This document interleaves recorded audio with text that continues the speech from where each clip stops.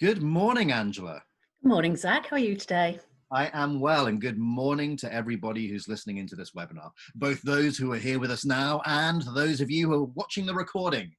We're very excited to be here this morning because we, of course, are going to be talking about building trust in our teams. My name is Zach Curtis. I'm the Capability Director with the Innovation Beehive, and I'm joined today by Angela, who will introduce herself in just a moment. Now, some of you may be thinking, why build trust in teams? Of course, none of you are thinking that, but why build trust in teams? Well, it's particularly important now because as we go through the cycles around the world of lockdown and unlock, and businesses experience a degree of concern, trepidation, challenge, business loss, uncertainty about the future, now more than ever, we need to build that trust in our team so that we can surge forwards despite the uncertainty. So Angela, can we have the next slide, please? Indeed. Have people been putting their brands they trust in the chat box? Not yet, and I didn't really spell it out enough. So on the screen in front of you now, you can see there something around what brands do you trust and why, and to tell us in the chat box what those brands are and why it is you trust them. We'll debrief on it in a couple of slides time. So do feel free to do that. Not just feel free, do please do that. Good. So we're going to be looking at building trust in teams today. We're going to be led by Angela. The webinar will take around about 56 and a half minutes. But it's going to, we're going to ask for some interaction. I feel pressure now. There you go. I'll keep you on time, Angela. And it's going to be hopefully quite light-hearted as well. So we're going to try and keep you engaged, which is just marvelous. So Angela, just the next slide, please. Very good. Do send through in the chat again that information about the brands you trust and why, and we'll try and analyze that trust. Now, we at the Innovation Beehive, you probably have come across us before, given the people I can already see who are attending. We work with a wide range of businesses to really try to empower people to be the best they can be in a number of different areas. That's in leadership, in culture, and in innovation. But one of the things we're principally involved with is building teams together in trust and in cognitive diversity. So we've worked with a number of businesses on this, and some of them are here today. So welcome to all of you, and welcome to those of us who are new to us. Angela, perhaps you'd like to introduce yourself. Hi, everybody. I'm Angela Massey, as it says there, and I'm the People and Innovation Director at the Innovation Beehive. And I'm going to be talking to you about trust today. And let me move to the next slide. What brands do you trust and why, Zach? Well, there's a number. We've thank you for the ones that have come through on the chat. Keep sending them through. There's actually 3 that spring to my mind, Angela, and all for different reasons. And I've just noticed that some people from one of these brands are actually on the call. What do you say? I'll do that one last. So one of them actually is, oddly, Ralph Lauren. I really, really trust the brand Ralph Lauren, which is strange because I don't often buy from that store, but I think it's because I perceive them to be an expert in their field. I perceive them to be at the top of their game in that particular retail niche. I also trust IWG, Regis, the serviced office company. Years ago, I used to work for them, but I don't think that necessarily means that I trust them, but their messaging through COVID has been extraordinary. They've pivoted their offering so that actually they're offering something positive post-pandemic, which I think I really trust and believe in. But the biggest one is McDonald's. And the reason why I trust McDonald's is they have had extraordinary communication throughout the pandemic around the world. It's been consistent. It's been strongly linked to the brand, but it's also been very, very safe as a message. The whole ethos of the messaging has been all around safety of the consumer and safety of the employees. And I think it's been a really good public-facing campaign, and it's led me to have absolute trust in them as a brand. So I hope I wasn't embarrassing for those people who are on this call from all those organizations. What about you, Angela? We've got some coming through as well here. Oh, well, share those. Right, so we've had one person who has said TUI, TUI, they've always met expectations, and I guess Zach's frozen on TUI. That's what? You froze, darling. Oh no, okay, sorry. You did.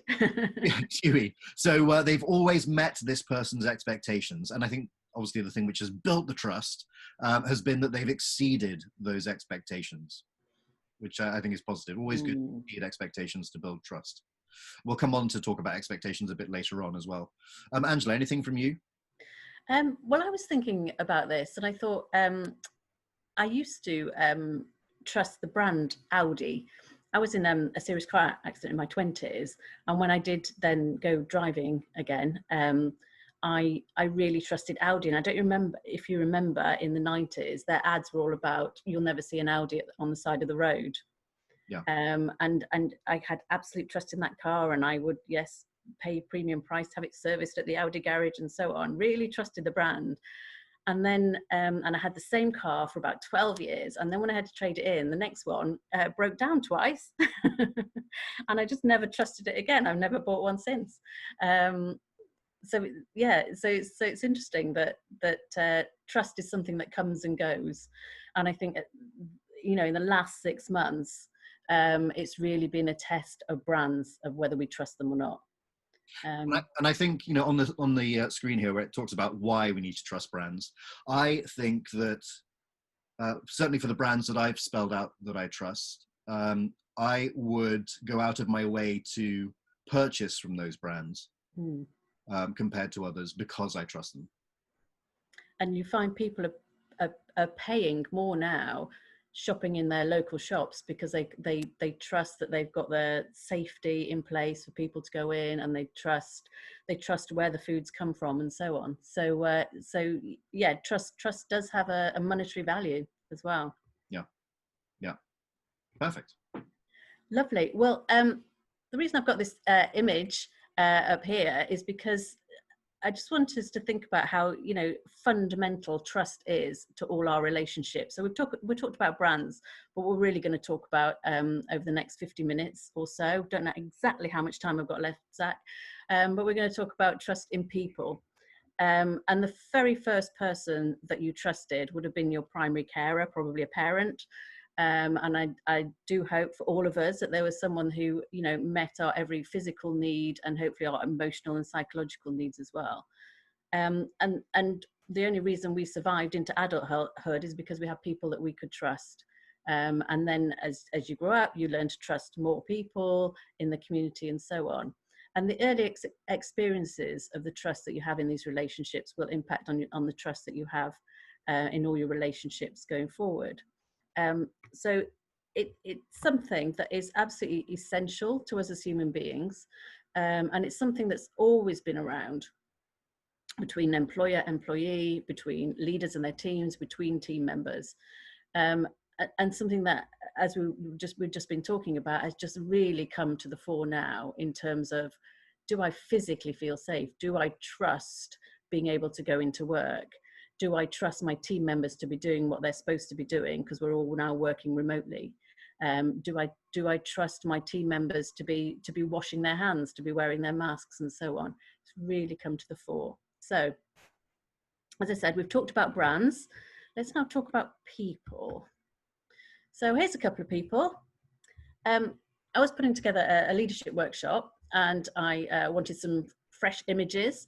So I Googled leaders, and these two images came up. And when I sort of hovered over the images, they were both described as a person wearing a suit. That's a pretty accurate description, right? It's accurate. But looking at these people, different people will look at these images and you will have an emotional reaction to them. You will have different thoughts about them. You will have different views on which one of these images you trust the most. Which one of these would you want running the country or babysitting your children? You will have a view on it. And that view will be based on information that you've received from various forms over the years. And you will have built a view of how much you would trust either of these people wearing a suit. So what we want you to think about is, what are people's perception of you, whether based on real evidence or fake news, or what they've seen or heard. What's their image of you? What are you bringing to the team? How much do they trust you? And what is it that you do or have done that would build that trust? And we're going to talk more about how you can make sure you are building trust within your team. So for a moment, let's just talk about what is trust. Now, Zach, you're also old enough to remember the days when you used to rely on books for your information. Still do. Did you have a complete set of the encyclopedia? I can't even say Encyclopedia Britannica. Still do, except I have to, I'm missing, of 24 volumes, I'm missing 4 volumes, which means my knowledge is limited. What your W to Y is is very limited. Well, one aspect of trust is sort of information and credibility, and what's your what's your go-to? What is it that you bring to the team that people go, yeah, they're the person I trust to do this? I was in a team once where I was the person that people came to check where the apostrophe went. When they were putting papers together for the board. It was, I was the grammar expert. Now there are lots of other things I'd like to be, have a reputation for, but what it meant was people would come to me who I didn't really talk to much or work with much. And it actually built relationships because I was the go-to person for, yes, I'll proofread your document before you send it to the board. So one element is your credibility, your knowledge. And then we've got a doctor here. Now, last week I received a phone call from Norwich Hospital saying, oh, your mum's had a fall and broken a hip and we need to operate. And she's agreed to it. And so we're going to operate tomorrow. Now, I could have driven 200 miles to say, no, I need to see that x-ray. I need to see my mother face to face and make sure she's agreed to this and so on. But actually I was a complete stranger, but I had absolute trust because, I asked certain questions and so on, but I know the NHS, I talked to that doctor and I had trust in the system that they would do the right thing, which they did, thankfully. But isn't it interesting that sometimes trust is really implicit? You go into a hospital, you see someone in a white coat, you immediately believe that they have a certain level of knowledge, experience, and will behave in a certain way. And then here we've got a couple coming out, and it's not that it's supposed to be confetti that's raining down on them. And sometimes trust needs to be explicit. That when people get married, they are declaring to the world that, we are going to agree to trust each other and be there for each other forever. How often does that happen in teams? How often do we actually talk about trust and how we work together? So we're going to encourage you to do that today. Now let's just have a moment to look at why it's important. As Zach said at the beginning, you wouldn't be here if you didn't think it was important, but sometimes it's good to remind ourselves of why. So as individuals, we feel safer. We feel safer with brands that we trust. We feel safer with people that we trust. We feel empowered. We can actually get on and do things because we're not having to check all the time, are we doing the right thing? We feel that we can put forward ideas. We feel just a greater job satisfaction that we can get on with the job because we're trusted. And with a team, you can feel much more committed to the team if you can trust everyone to do their bit and you know where you fit in it and everyone's trusting you to do your bit. For leaders, it's a lot less stressful because you can just get on with the job. You get much more output from people because they're committed, and people actually believe in you and get really aligned behind any decisions that you make. And for organisations, yes, there is definitely payback. You have a much healthier workforce, you have higher retention, you have less people leaving, and you have much more productivity because people feel free to actually deliver their best. I've got a picture here of Lady Justice. Now, I talked about systems before and how important it is that we trust systems. I just thought it's a good example of, you know, why and what are the elements of trust. So, you know, there's honesty. So if someone tells us lies, we immediately start distrusting them. Integrity. Do people do what they say they will? Do they walk the talk? Again, we trust people more if they're congruent. Now, in terms of authenticity, have you ever known someone, Zach, who you really like them, but they always seem to be holding back a little bit? And, Yes. you think, I don't quite trust that person. I like them, but there's just something, you know, it just in your gut. Yeah. So the more authentic you can be, the more people will trust you. Credibility, we've kind of talked about with Encyclopedia Britannica and doctors, you know, and certainly as leaders need credibility in order for us to trust them. Reliability, do you do what you say you will? Do you keep your promises? And consistency, and again, this is something that we want in our legal system. And the, you know, the symbols here of Lady Justice are the, you know, the sword, that yes, we want her to deliver justice, the scales, that there's real balance and fairness in the system, and the blindfold, that everybody is treated the same. And this is what we want from leaders, and this is what we'd like from our team members too. Now, I believe we've got a poll, haven't we, Zach? Because what we'd like you to do is now think about your teams and think about the level of trust you have with your team members and how much they trust you. And again, so much is based on perception, but it'd be interesting to know, how would you rate the trust in your team? Right. So we have a two-part poll, right, Angela? We do. Which is, firstly, I'll share it in a second, how much how much you trust your team members to do the job, which is a single choice. And the second part of the question is how much you perceive that your team members trust you. And it might at first glance appear to be a straightforward answer, but it would be great if you could think about it deeply. And this poll is anonymous, isn't it, Zach? yes, yeah. Think about it deeply, and then just answer what you think. Because I remember in a previous guise, I had just over 1,200 people under me, and I could say with certainty that not all of them trusted me. Of course, it was a huge number of people. How could they all trust me the same? But actually, on balance, did the majority of them? I hope so. I can say, were you asking me? Think about it deeply. So we'll just give you a couple of minutes to see that. You should see it on your screens now.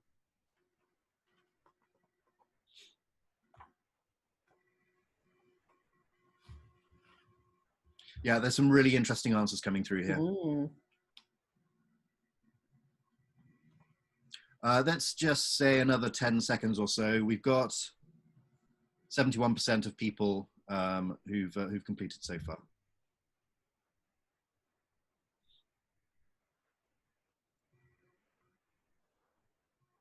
Okay, we're going to wrap that up now. Thank you very much for your input there. I'm just going to share the results here, and there's a couple of really interesting things. The first part, if we look at question 1, how much I trust my team members, I would have been shocked if we had the top or bottom ones. I trust my team members all the time, or I don't trust my team members at all. I would have been fairly shocked if there'd been anything in those.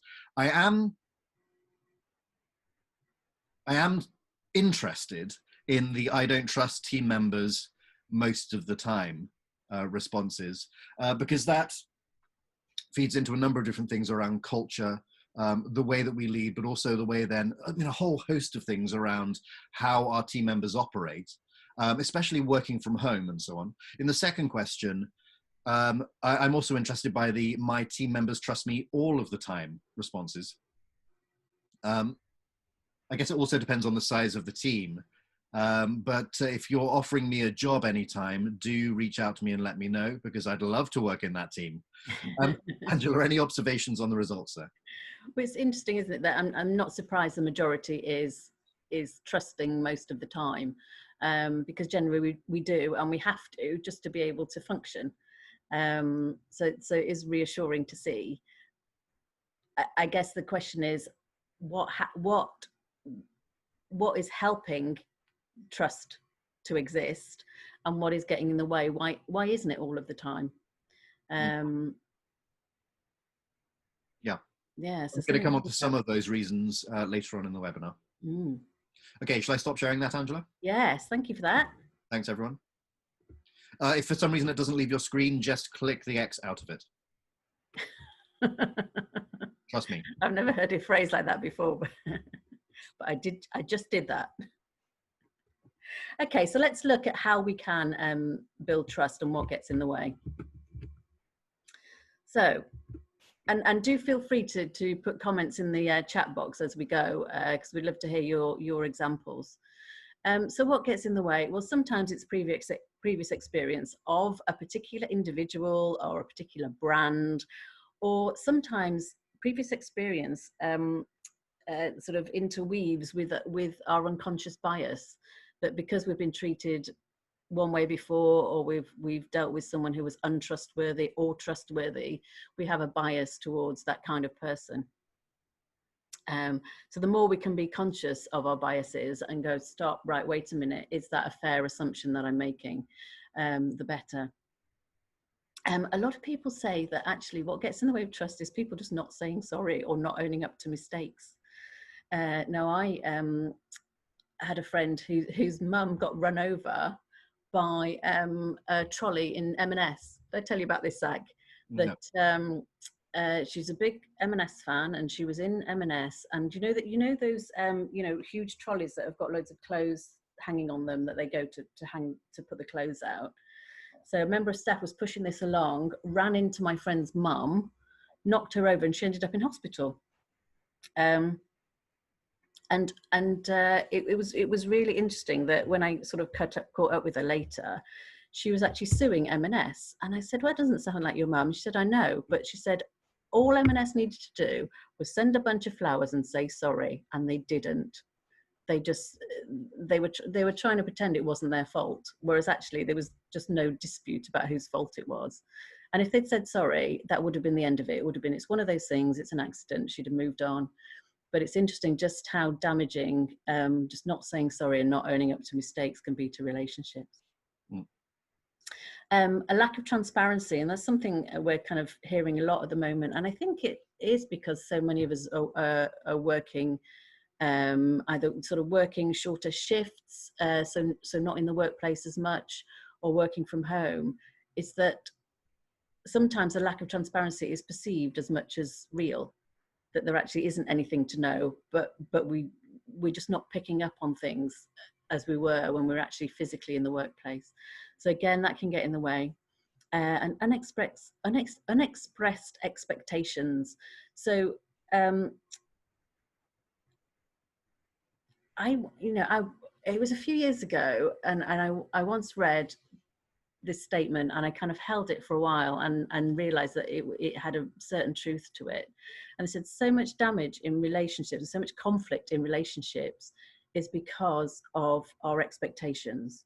So if someone doesn't behave in the way that I think they ought to, or someone didn't react in the way that I thought they ought to, and so often we don't even realize we've got these expectations. It's just that we've grown up with them, and this is how we think people should behave. So the more that we can become aware of what we expect from others, the better. So if someone has said that they will send something by Friday, then meet it. A few years ago, I decided that it'd be a really good idea to go to university and study law. And so I was there with some 20, 21-year-olds, 22-year-olds who just finished their degree. And, this is how I really got into social media, because they set up WhatsApp groups and what have you. And at one point, somebody said to me, it takes you 2 days to reply to a WhatsApp message. And they said, oh yeah, that's just like my mum. And he said, well, that's because I'm old enough to be your mum. But their expectations in terms of communication was you reply within seconds. You don't think about it and then reply. Angela, I think you've hit there on the two all of these things I agree with. I think you've hit there on the two principal reasons, the biggest reasons for trust breaking down or trust working, and that is expectations and communication of those expectations. All human relationships live and die on the expectations set and the way that that's communicated. And again, how often do we say this is how we're going to work together? So, okay, so what can build trust? We need to know. So authority, sometimes being an authority in something, we've talked about that a bit, and building a reputation, but also it's also showing vulnerability. Now, the more you've built up a reputation for being a go-to person and someone who can be trusted, the more, when you do show vulnerability, it's not seen as a weakness. It's seen as someone who is being authentic and honest about, I'm not very good at that, or I'm having a tough day today. Connection, so connecting with people according to their expectations, or at least agreeing what the expectations should be, being there to support people and managing expectations too. So what about trust in teams? Well, how do you know when there's low trust in teams? Well, you see people struggling on and then getting really resentful because they didn't get any support, but they didn't ask for it. You also see people saying yes when they mean no. So they'll agree to do something, partly because they think, well, I can't create the conflict by saying no, because I don't trust our environment. I don't trust our team culture, or I don't trust that relationship in order for me to be able to say no. So they'll do it, but then they'll not do it. They'll passively sabotage what they're doing. So they won't do it to the best of their ability. People covering up mistakes, people keeping ideas to themselves, or saving the idea that they won't share it until the boss is in the room, so they get some credit for it, or worse still, sharing your idea when the boss walks into the room. Glaring and staring, and silence not golden. So some people have said, well, yeah, but how can you pick up on all this when when we're all working distantly? Well, you can see it on Zoom meetings. So we're all starting to get better at reading sort of facial expressions, and there is a skill to it, because it's not, sometimes somebody's, they might look like they're frowning when they're actually thinking, and so on. And as Zach said, it's so important that communication is to then, check that your assumption's right. Are they thinking? Are they frowning? And silence not being golden. You know how you can walk into a room and you can, you cut the atmosphere with a knife. That you can feel a silence that's really threatening or really uncomfortable, versus a really happy silence where everyone's just getting on with the work. And again, we have a lot more silence now because we're not in the workplace together. So is that silent? What is happening in that silence? How is everybody? Do we know what's going on in people's minds? And when the trust is there, it's great. When it's not. So just before you move on to high trust, we had a comment, which I think was linked to the previous slide, but it's relevant to what you've just been saying as well. And that is that showing vulnerability, especially now, is really important. And it's not just from leaders, it's for the whole team. So that whole thing about silence not being golden and glaring and staring, if everyone is more open. In fact, I think we can say it, Angela, we in our team meetings do often check in with every meeting, check in with each other, and we have opened up more than we ever have before. And I think that's been really important. Yeah. And again, builds trust. Yeah. Sorry, carry on. Okay, so how do you know there's when there's high trust in the team? People will ask for help when they need it. It's okay to say, I need help, building on the vulnerability we've been talking about. You see people offering help when they can see that others need it. I mean, sometimes you get someone who is always desperate to help you and you think, I actually don't want that help. So a lot of what's underpinning that is people really knowing others, knowing what their strengths are, knowing when they might find something tricky, and knowing when they might need help, and being able to, read each other and keep checking in with each other to know, how they are, that sometimes they might not normally need help, but today they do. When they say no, they explain why. So no, I can't do that. All right, or yes, I could, but I can't do it for 2 weeks. So being really honest about what help they can give. And when they do say yes, is follow through, and follow through well. Admit mistakes, willingly put ideas forward so they feel psychologically safe to put my laughable idea forward, put my crazy ideas forward. that they won't be shot down. And you hear fun and laughter. You get a lot more energy when there's a high trust team. So again, we tend to have that in our meetings when we've purged and got rid of all our anxieties and what's rubbish about what's going on. We do have fun. Angela, when you move on to the next slide, I'd just like to signal to everybody that at the end of this webinar, we will be giving you something for free, a tool which can help you to actually work through building trust with your team members.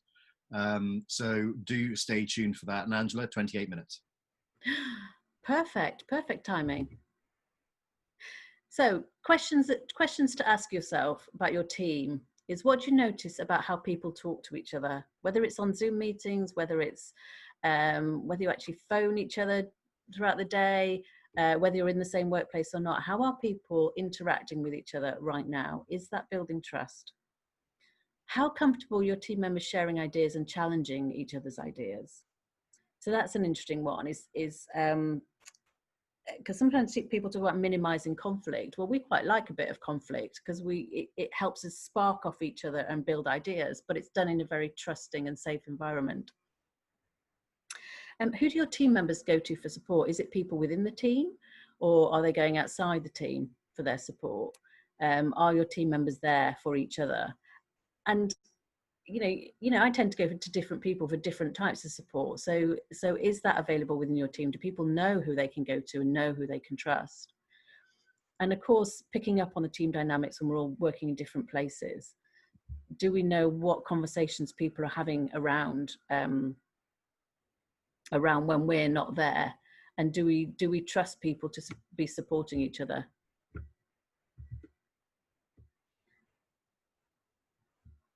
And now we want to talk about, okay, so that's how you build trust. That's what trust looks like. What do you do when trust is broken? So trust is like an eraser. It gets smaller and smaller after every mistake. And trust is like a mirror. You can fix it if it's broken, but there's still a crack in the reflection. Now, I challenge those. Is like, yes, if people are breaking trust and it happens again and again, then yeah, it's hard to rebuild the trust. Sometimes you can have really built up a good relationship and one thing really, really breaks it. But what I would also say is sometimes the best relationships are where people have let each other down, where there's been a mistake and then they fixed it and the trust is actually stronger than it was before. Now, I was trying to find the details of a study that I read a few years ago, where they studied which garages people trusted more. And actually, the level of trust was stronger where someone had bought a car and had to take it back to be fixed. And the experience of them fixing it was so good, it built trust more than where someone had just bought a car and it had worked fine. So because people, when something had gone wrong, the response was so brilliant, that's where the relationship was the strongest. So don't despair when trust is broken, but what should you do about it? Zach has gone silent. Will Zach speak? I might. Oh. Yeah. So where I mentioned earlier that expectations and communication are two of the principal things which both break and build trust, at least to my mind.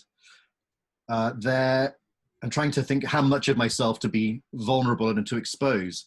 But there have been a number of times in my life when trust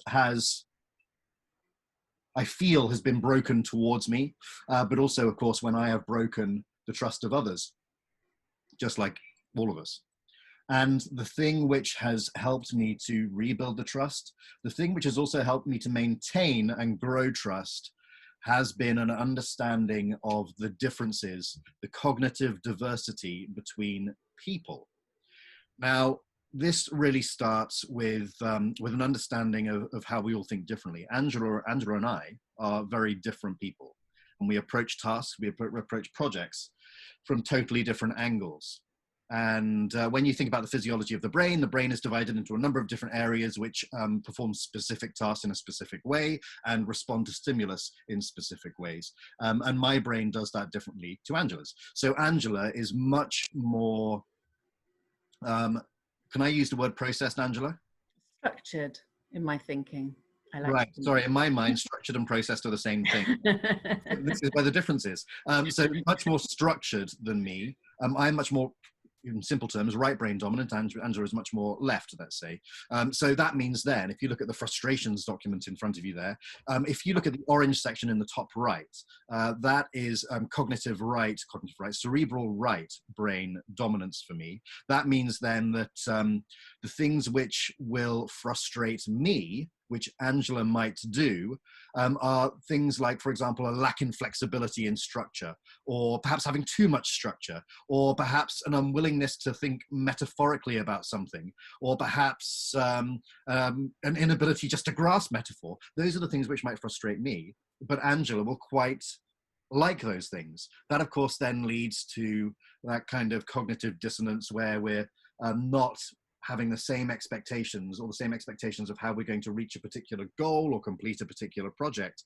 And if that continues, that's where the trust starts to fall apart. Is that right, Angela? Am I speaking out? Right. But what is wonderful is you appreciate these differences, so you understand that when I'm trying to pin you down, it's for very good reasons. Right. So we'll come on to the flip, which then is the way that Angela and I work is an understanding of each other, an understanding of each other's cognitive diversity, of the thinking preference that we have. So then I can, if I want to engage Angela in a particular way and build trust with her, become more structured in the way that I communicate, become more processed in the way that I deliver the communication. And that goes right down through the language, through the structure of the message, even through my body language. I'm not doing it right now. I'm being quite gesticulate, as you can see, which is not Angela's natural preference. And that then starts to build the trust back together. So that's the communication part about building it. Angela, if we flip onto the next slide, you'll see there about this, this cognitive diversity. We all have our own preferences, and if you've attended our webinars before, you've seen that we love this stuff, and we'll give you the link to it at the end as well. But quite often, depending on what your preference might be, if, for example, you're generally a facts or numbers or technical-based person, you might find that people may not trust you because you may seem blunt, or you may seem impatient, or you may seem rash because you just want the facts. Conversely, if you look at the bottom left and that orange box there, which is my dominance, it might be that people don't trust me because they may not see me as serious, or perhaps even a person with conviction or credibility. If I were to try to win the trust of someone who is, without going into too much detail, dominant in the questioning quadrant, which you can see on the right-hand side of that graphic there, on the top left, the teal-colored quadrant. If I then set deadlines to help people get on with their part in the project, if I then focus on letting others into my decision-making process factually and numerically, so they're clear on it, if I give them a clear understanding of what the return on investment might be, or if I ask for clear feedback on my decisions, then the end result will be better. And of course, the person who has that dominance will be able to understand me more. Conversely, if Angela wanted to build trust in me, if you look at the bottom of that middle set of boxes there, starting with the words, try to have fun with the work. If Angela then played with me a bit whilst we're working on a project and had fun with the work, if she then flexed herself to allow others to make a decision without input to her, so gave me free rein to make decisions on things, that would engage me more. If she adapted to show willingness to a change of course, then that would enable me to trust her more, and so on. So there's a whole range of things we can do in flipping our communication in order to make sure that trust is gained. Now, for some of you, you may think that is somewhat forced. Well, it is. and on purpose. And the reason for that is because if we all stoically stand our ground and say, you must see things from my point of view, that's not, that will have openness and vulnerability, which is good, but that alone is not going to move things forward. So we need to be flexible in the way that we approach communication in order to have those expectations met. Angela, was that enough for you? And this is where that was marvelous. It even felt slightly structured. You were appealing to all of us there, weren't you? I could see it. But this is where, you know, the managing expectations is so important. And if you can persuade your other team members to do this this scorecard and do it as well, you've got a vocabulary for talking about your expectations and how to get the best out of me and how I can get the best out of you. So do it. Yeah, we'll come on to that later on. I'd like to talk about support and challenge, Zach. That would be nice. Okay. Well, we talk about this a lot in leadership workshops, but it's also important for team members as well to get the balance of support and challenge right. Because as we've said, a lot of trust is built through, I'm here to support you, you're there to support me, but also to get a really deep trusting relationship, there has to be challenge as well. There has to be, you know, the ability to be, I have to be able to say to Zach, no, that idea is a load of rubbish, or no, we're doing it this way, or what have you, at the same time as he can say to me, no, you're being far too blue there, consider this. And we have to be able to challenge each other to think differently, and we get a better result and we have more fun doing it. So what happened? Hello, what? Structured fun. Structured fun. I'll tell you when we can schedule some fun. Okay, so what happens if you don't get it right? So if there's too little support and challenge, then everyone's a bit, oh, right, yeah, it's dreary. It's a dreary place to work. You don't get results. Nobody's having fun. If you have low support but high challenge, then people who are very self-motivated, they will bring their drive and they'll achieve things, but you'll often get burnout, or you'll get people you know, getting results to put on their CV to then go somewhere else, so they can go to somewhere where there is high support. If you get high support but low challenge, then, you know, it's really lovely. It's a nice place to be. And actually sometimes in this mad, crazy world, actually that's what we need is just really high support and not much challenge. But if you had that all the time, then people like Zach would get very bored. In fact, most of us would, and we wouldn't really be achieving anything. Whereas get it right with the high support, high challenge, so we're all getting the best out of each other, is the way to be. So how could we do that, Zach? Well, it's funny you should say that, because I know what everybody was thinking. They've been thinking, this is great, but what practical tools do we have to support us? Well, one of the things that we've really been, Angela, can you press the next button, please? Okay. One of the things that we've been working on is how can we agree as a team? By agreeing with a team, contracting as a team, we then start to set clear expectations about what's needed of us as a team, and also about what we each are accountable for in delivering it. So we as a team use this tool, which is a really simple tool. And I've just put my email address in the chat. If you want me to send this out to you as a PDF, I'll send it to you, because it's a useful tool. So just let me know and I'll send it out to you and you can use it. So the way we would use it is we'd work it around a particular project or a particular set of goals, and then we have it printed out big, or we do it digitally on Miro, and then we just fill out Post-it notes or fill out comments on Miro on it, to agree as a team what our goals are. And then the second box on the left-hand side there, what do we need to do, how do we need to work together to achieve those? We then put in our own accountabilities, what we're going to do, so everyone has visibility, shared visibility and agreement on it. And then we look at barriers on the right-hand side, what could stop us working like this? And then we also bring to account the team leader, which in our case is Mock, who lots of you know. So he then has his set of commitments of what he's going to do to support us, to make these goals come to life. And then we make our agreements as a team. Now, this then becomes a document of shared expectation, which is really important, because that means everybody knows, firstly, what's expected of themselves, secondly, what's expected of each other, Thirdly, how that all comes together to bring the goal to life. And then lastly, how we can all support each other. So if we've agreed something that Angela's going to do, she can come to me and say, look, I've agreed to this, but I'm struggling with it. Not that you would, Angela, but how can you support me in some way? And we can do that because we understand and have these set expectations.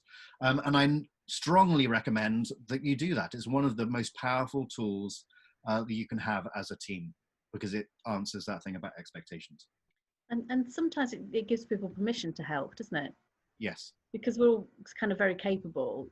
We tend to leave each other to get on with things because we know that we can. Whereas actually we can develop something even better when we get help, but we don't always want to ask for it, and you don't always want to offer it. So it actually gives people permission, doesn't it? Yeah. To ask and offer support. So it's brilliant. Yes. Email Zach. Do, and I'll just send it to you. Okay, so how do you know when you've got it right? So you've done all that work on building your reputation, making sure everybody knows that they can trust you. You've had the conversations, talk about expectations and what you want from each other. You've worked out what's the right balance of support and challenge. And how do you know you've got it right? Well, I love this about diversity has been asked to the party. So you're in the team, you're included in the team, but belonging in the team is the way to make sure that everybody is able to be authentic and bring their best selves. So when everybody can say, yeah, I really feel I belong in this team and I'm dancing like no one's watching, is you've got the trust at the right level.